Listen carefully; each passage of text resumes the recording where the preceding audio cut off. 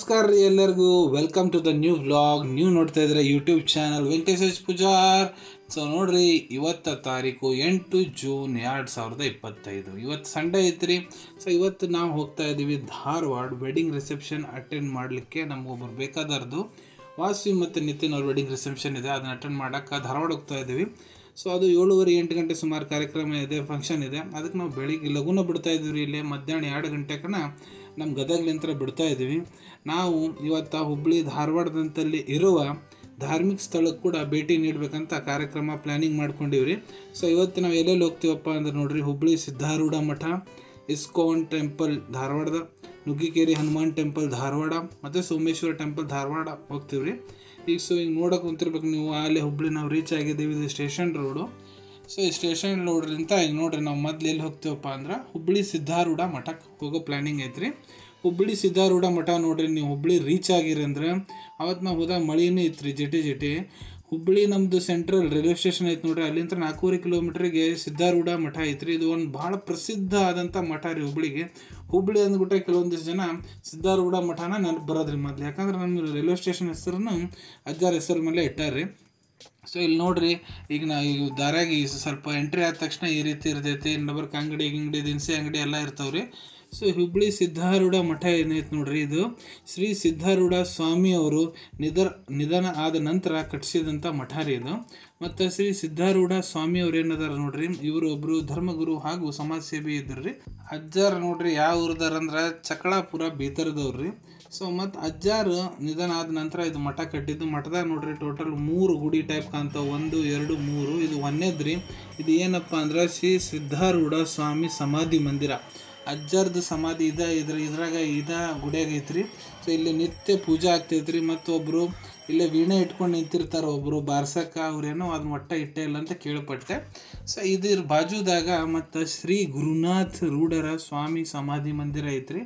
ಅವರು 2ನೇ ಉತ್ತರಾಧಿಕಾರಿ ಅಂತ್ರಿ ಈ ಮಠದ್ದು.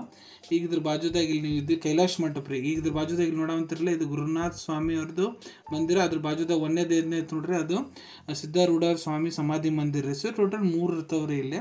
ಇದು ನೋಡ್ರಿ, ಈಗ ನೋಡೋವಂತ್ರಿ ಕೈಲಾಶ ಮಂಟಪ ಅಂತ. ಕೈಲಾಶ ಮಂಟಪ ನೋಡ್ರಿ, ಇಲ್ಲಿ ಯಾರು ದರ್ಶನ ಮಾಡಕ್ಕೆ ಹೋಗಿರ್ತಾರಲ್ಲ, ಇಲ್ಲಿ ಬೇಸರ ಆದಾಗ ಇಲ್ಲಿ ಸುತ್ತ ಕುಂದಿರ್ಬೋದು, ಇಲ್ಲಿ ಮೆಡಿಟೇಷನ್ ಮಾಡ್ಬೋದು. ಮತ್ತು ಇಲ್ಲಿ ದರ್ಶನ ಮಾಡಕ್ಕೆ ಬಂದಂಥ ಗೆಸ್ಟ್ಗಳು ಇರ್ತಾರೆ ನೋಡ್ರಿ, ಅವ್ರಿಗೇನು ಸನ್ಮಾನ ಕಾರ್ಯಕ್ರಮ ಇದ್ರೆ ಇಲ್ಲಿ ಮಾಡ್ತಾರೆ ರೀ. ಮತ್ತು ಇದ್ರ ಆರ್ಕಿಟೆಕ್ಚರ್ ನೋಡ್ರಿ, ನೋಡೋಕೆ ಭಾಳ ಅದ್ಭುತವಾಗಿದೆ. ಇಲ್ಲಿ ಕೂಡ ಸ್ವಲ್ಪ ಹೊತ್ತು ಕೂತ್ಕೊಂಡು ನೀವು ವಿಶ್ರಾಂತಿಯನ್ನು ಪಡ್ಕೋಬೋದು ರೀ. ಸೊ ಅಜ್ಜಾರು ಹುಟ್ಟಿದ ತಾರೀಕು ನೋಡ್ರಿ 26 ಮಾರ್ಚ್ 1836 ಇಸ್ವಿಯಾಗ. ಮತ್ತು ಅವ್ರು ನಿಧನ ಆಗಿದ್ದು 21 ಆಗಸ್ಟ್ 1929. ಈಗ ಇದನ್ನು ಮುಗಿಸ್ಕೊಂಡು ನಾವು ನಮ್ಮ 2ನೇ ಲೊಕೇಶನ್ ಕಡೆ ಇಲ್ಲಿ ನೋಡಿ ಫೋಟೋ ಗಿಟೋ ತೊಗೊಂಡ್ವಿ. ಈಗ ನಾವು 2ನೇ ಲೊಕೇಶನ್ ಎಲ್ಲಿ ಹೋಗ್ತಾ ಇದ್ದೀವಪ್ಪ ಅಂದ್ರೆ ಇಸ್ಕಾನ್ ಟೆಂಪಲ್ ರೀ. ಇದು ಎಲ್ಲಿ ಬರ್ತೈತಪ್ಪ ಅಂದ್ರೆ ಹುಬ್ಬಳ್ಳಿಲಿಂತ್ರ ಧಾರವಾಡ ಹೋಗೋ ಮುಂದೆ ದಾರ್ಯಾಗ ಬರ್ತೈತ್ರಿ. ಇಲ್ಲಿ ನೋಡ್ರಿ, ಇದು ಒಂದು ಕೃಷ್ಣ ರಾಧಾ ಗುಡಿ ರೀ. ನಿಮ್ಗೆ ಗೊತ್ತಿದ್ದಂಗೆ ಇಸ್ಕಾನ್ ಕೃಷ್ಣ ರಾಧಾ ಗುಡಿನ ಇರ್ತೈತಿ. ಇಲ್ಲಿ ನಾವು ದರ್ಶನ ಪಡ್ಕೊಂಡು ಅದನ್ನ ಪ್ರಸಾದ ತೊಗೊಂಡ್ವಿ. ಬುಕ್ ಸ್ಟಾಲ್ ಇತ್ತು, ಹುಡುಕಿ ಒಂದು ಬುಕ್ಕ ತೊಗೊಂಡೆ. ಕೆಲವೊಂದಿಷ್ಟು ನಿಮಿಷ ಇಲ್ಲಿ ಕೂತು ಧ್ಯಾನ ಮಾಡಿದ್ರಿ, ಭಾಳ ಮನಸ್ಸು ನೆಮ್ಮದಿ ಆಯಿತು. ಈ ಗುಡಿದು ಬರೀ ಈಗ ಸದ್ಯ ಬೇಸ್ಮೆಂಟಾಗಿ ಕಟ್ಟ್ಯಾರ್ರಿ, ಪೂರ್ತಿ ಗುಡಿ ಇನ್ನೂ ನಿರ್ಮಾಣ ಆಗಿಲ್ಲ. ನಿರ್ಮಾಣ ಕಾರ್ಯ ಇನ್ನು ಪ್ರಗತಿಯಲ್ಲಿದೆ.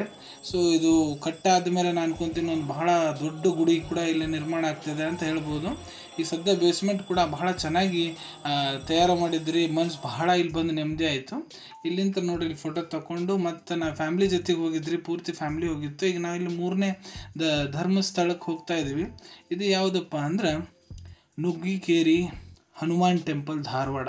ಬಹಳ ಪ್ರಸಿದ್ಧ ದೇವಾಲಯ ರೀ ಇದು. ಆಂಜನೇಯ ಸ್ವಾಮಿದು, ಹನುಮಂತ ದೇವರಿಂದ ಬಹಳ ಪ್ರಸಿದ್ಧ ದೇವಾಲಯ. ನಾವು ಒಮ್ಮೆ ಬಂದಿದ್ದಿಲ್ಲ ಈ ಕಡೆ. ಇದು ನಮ್ಮ ತಂಗಿ ಊರು ರೀ, ಧಾರವಾಡ. ನನ್ನ ತಂಗಿ ಧಾರವಾಡದಾಗ ಇರ್ತಾರೆ ರೀ. ಸೊ ಅವ್ರನ್ನ ಮನೆಗೆ ಕೂಡ ಹೋಗಿದ್ವಿ. ಅವ್ರನ್ನ ಕರ್ಕೊಂಡು ಮತ್ತು ನಮ್ಮ ಅಳಿಯ ಸೊಸೆ ಎಲ್ಲರನ್ನ ಕರ್ಕೊಂಡು ಇಲ್ಲಿ ಪೂರ ಫ್ಯಾಮ್ಲಿ ಸಹಿತ ಇಲ್ಲಿ ದರ್ಶನ ಪಡ್ಕೊಳಕ್ಕೆ ಬಂದ್ವಿ ರೀ. ಇದು ಒಂದು ಟ್ರಿಪ್ ನೋಡ್ರಿ, ಅವ್ರ ಮನೆಗೆ ಹೋದ್ವಿ, ಅಲ್ಲಿ ಭೇಟಿ ಕೊಟ್ವಿ. ಇಲ್ಲಿ ನೀವು ನೋಡ್ಬೋದು ಇದ್ರ ಇತಿಹಾಸ ಏನು ಗುಡಿದು ಇದ್ರ ಮೇಲೆ ಬರ್ದಾರ್ರಿ. ನೀವು ಪಾಸ್ ಮಾಡ್ಕೊಂಡು ಇದನ್ನೆಲ್ಲ ಪೂರ್ತಿ ಓದ್ಬೋದು. ಇದು ನೋಡ್ರಿ ಎಲ್ಲಿ ಐತಪ್ಪ ಅಂದ್ರೆ ನುಗ್ಗಿಕೇರಿ ನೋಡ್ರಿ, ಏರ್ಪೋರ್ಟ್ ರೋಡ್ ಏನೈತೆ ನೋಡ್ರಿ, ಅಲ್ಲಿ ಬರ್ತೈತಿ ಇದು ಸೆಂಟ್ರಲ್ ಹುಬ್ಬಳ್ಳಿ ಏನೈತೆ ನೋಡ್ರಿ, ಸೆಂಟ್ರಲ್ ಹುಬ್ಬಳ್ಳಿನಿಂದ 18 ಕಿಲೋಮೀಟರ್ ದೂರ ಐತ್ರಿ ಇದು. ಇಲ್ಲಿ ನೀವು ನೋಡ್ರಿ ಬರ್ಬೋದು, ಬಹಳ ಪ್ರಸಿದ್ಧವಾದ ಸ್ಥಳ ರೀ ಇದು. ಧಾರವಾಡದ್ದು ಪ್ರಸಿದ್ಧವಾದ ಮಂದಿರ ಅಂತಲೇ ಹೇಳ್ಬೋದು. ಇಲ್ಲಿ ಬಂದಿರೋ ಧಾರವಾಡಕ್ಕೆ ಅಂದ್ರೆ ಇದನ್ನ ದರ್ಶನ ಇಲ್ಲೇ ಪಡ್ಕೊಂಡಂದು ನೆನಪು ಹಾರಕ್ಕೆ ಹೋಗ್ಬಿಟ್ರಿ. ಇಲ್ಲಿ ನೋಡ್ರಿ ನಮ್ಮ ಅಳಿಯ ಮತ್ತು ಸೊಸೆ ವಿಹಾನು ಮತ್ತು ವಂಶಿಕಾ ಅಂತ ಇಲ್ಲಿ ನಾವು ದರ್ಶನ ಪಡ್ಕೊಂಡ್ರಿ, ಆಂಜನೇಯ ಸ್ವಾಮಿ ದರ್ಶನ ಪಡ್ಕೊಂಡ್ವಿ. ಭಾಳ ಇಲ್ಲಿ ಮನಸ್ಸು ನೆಮ್ಮದಿ ಆಯಿತು. ಇಲ್ಲಿ ಕೂಡ ಒಂದೆರಡು ನಿಮಿಷ ಕೂತ್ಕೊಂಡಿದ್ವಿ. ನಾನಕರ ಒಂದೆರಡು ನಿಮಿಷ ಇಲ್ಲಿ ಧ್ಯಾನ ಮಾಡಿದೆ. ಭಾಳ ಮನಸ್ಸು ನೆಮ್ಮದಿ ಆಯಿತು. ಇಲ್ಲಿ ಕೂಡ ಸ್ವಲ್ಪ ಒಂದೆರಡು ಫೋಟೋ ಎಲ್ಲ ತಕ್ಕೊಂಡು ಫ್ಯಾಮ್ಲಿ ಜೊತೆಗೆ ಸ್ವಲ್ಪ ಹೊತ್ತು ಕೂತ್ಕೊಂಡು ಇಲ್ಲಿ ಮಾತಾಡ್ಕೊತ ಕೂತಿದ್ರಿ ಸ್ವಲ್ಪ ಹೊತ್ತು. ಇಲ್ಲಿ ನಿಮ್ಗೆ ಕೂಡ ಇಲ್ಲೆಲ್ಲ ಗುಡಿ ದರ್ಶನ ಮಾಡಿಸ್ತಾ ಇದ್ದೀನಿ ನಾನು. ಭಾಳ ಅದ್ಭುತ ರೀತಿಯಿಂದ ಕಟ್ಟ್ಯಾರ್ರಿ. ಮತ್ತು ಇಲ್ಲಿ ನಿಮ್ಗೆ ಏನಾರ ದಾನ ಧರ್ಮ ಮಾಡೋದಿದ್ರೆ ಆಫೀಸ್ ಇರ್ತಿದ್ರೆ ಅಲ್ಲಿ ದಾನ ಕೊಡ್ಬೋದು. ನನ್ನ ಕೈಲಿ ಎಷ್ಟಾಗುತ್ತೆ ನಾನು ಅಷ್ಟು ಭರಿಸಿದೆ. ಅನ್ನ ಪ್ರಸಾದಿಗೆ ಸೇವೆ ಸಲ್ಲಿಸಿದ್ರಿ. ನೀವು ಏನಾರ ಮಾಡೋದಿದ್ರೆ ನೀವು ಕೂಡ ಮಾಡ್ಬೋದು. ಈ ಗುಡಿ ದರ್ಶನ ಆದಮೇಲೆ ನಾವು ನಮ್ಮ ಇವತ್ತು ದರ್ಶನ ಮಾಡ್ಕೊಳಕ್ಕೆ 4ನೇ ಗುಡಿಗೆ ಹೊರಟಿವಿ. ಯಾವುದಪ್ಪ ಅಂದ್ರೆ ಸೋಮೇಶ್ವರ ಮಂದಿರ, ಧಾರವಾಡ. ಇದು ನೋಡ್ರಿ, ನೀವು ನುಗ್ಗಿಕಾಯಿ ಹನುಮಂತ ದೇವ್ರ ದರ್ಶನ ಮಾಡ್ಕೊಳಕ್ಕೆ ಬಂದಿರಂದ್ರೆ ಅಲ್ಲಿಂದ ಜಸ್ಟ್ 4.5 ಕಿಲೋಮೀಟ್ರ್ ದೂರ ಐತ್ರಿ ಈ ಗುಡಿ. ಸೋಮೇಶ್ವರ ಮಂದಿರ, ಧಾರವಾಡ. ಇದು ಭಾಳ ಹಳೆ ಗುಡಿ ರೀ, ಪ್ರಾಚೀನ ಗುಡಿ ಇದು. ಸೊ ಇದು ನೋಡ್ರಿ ಚಾಲುಕ್ಯ ಕಾಲದಾಗ ಕಟ್ಟ್ಯಾರಂತ್ರಿ. ಇದ್ರದ್ದು ಮೇನ್ ಗರ್ಭಗುಡಿ ಎಲ್ಲಿ ಐತಂದ್ರೆ ಅದು ಒಂದು ಐತ್ರಿ. ಇವೆಲ್ಲ ಹೊಸ್ದಾಗಿ ಕಟ್ಟ್ಯಾರ. ಇಲ್ಲಿ ಕೂಡ ನೋಡೋಕೆ ಹೋಗಿದ್ವಿ, ಆದರೆ ಸಾಯಂಕಾಲ ಆಗಿಬಿಟ್ಟಿತ್ತು. ಅಲ್ಲಿ ನಾವು ಇಲ್ಲಿ ಮುಟ್ಟಿದ್ರಾಗ 7 ಮೇಲೆ ಇಲ್ಲಿ ರೀಚ್ ಆದ್ವಿ. ಅಲ್ಲಿ ಆಲ್ಮೋಸ್ಟ್ ಬಂದ್ ಮಾಡಿಬಿಟ್ಟಿದ್ರು. ಅಂದ್ರೆ ಹೊರ್ಗೆ ಎಲ್ಲ ಸ್ವಾ ಮಾಡ್ಕೊಂಡು ಬಂದ್ವಿ. ಭಾಳ ದೊಡ್ಡದೈತ್ರಿ ಇದು ಕೂಡ ಗುಡಿ. ಜಸ್ಟ್ 4.5 ಕಿಲೋಮೀಟ್ರ್ ದೂರ ಐತ್ರಿ.